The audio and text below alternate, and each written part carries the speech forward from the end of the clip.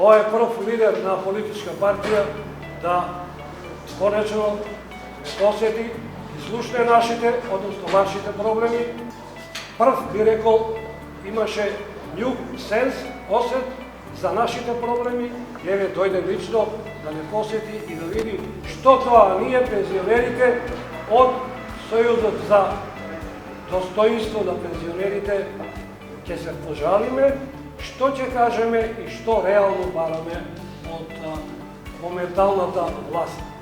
Македонија оваа година за прв пат во своето постоење на Македонија и се случуваат пензионери. Нешто што ние на сериозна држава не треба да си го дозволим. Од 336.000 пензионери во Македонија, бројката е варијабилна, некаде половина се на работна екзистенција. Јас имам, фала му на Бога, два живи родители кои што се исто така пензионери.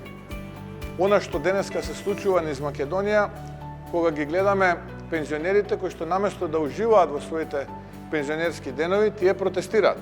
Можам да зборувам за три причини кои што се основни зошто се доведовме во ова ситуација. Првата е, пред неколку години беше напуштен стариот систем на нивелирање на пензиите, кога пензиите се нивелираа по два основи, и тоа е грешка на оваа влада. Зошто тоа се случи? Тоа се случи поради втората причина, а тоа е многу од средствата кои што требаше да бидат наменети за пораст на пензиите, завршија во недомакинско трошење, односно во тендери во четири очи. Ние денеска имаме еден проект кој што се уште за жал не е почнат да се гради, лопата не е фрлена, шајка не е закована, а се потрошени повеќе од 200 милиони евра. Тоа се доволно пари за да може најголем дел од вашите барања да бидат задоволени. Но за жал, овие пари завршија во приватни џебови и во џебови на корумпирани политичари.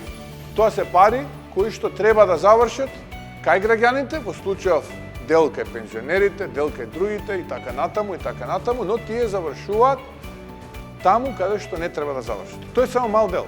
Ние како ВМРО ДПМН не можеме да излеземе во јавноста и да ветуваме чуда. Прво, не ни дозволува нашиот карактер, нашиот минат труд и на крај ние не сме чудотворци.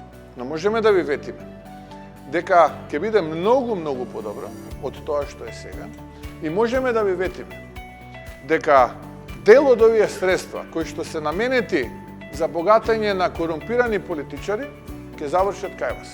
Како ќе завршат? Преку зголемени пензии.